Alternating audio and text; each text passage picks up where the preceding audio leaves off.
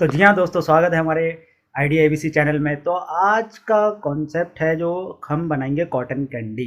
तो आप लोगों ने मेले में, नुमाइश में और गलियों में कभी कभी बिकने आती, तो आपने लोगों ने सबने बहुत खाई होगी कॉटन कैंडी। तो आज हम बनाएंगे कॉटन कैंडी, कैसे बनाते हैं और किन किन चीज़ों की ज़रूरत पड़ती है।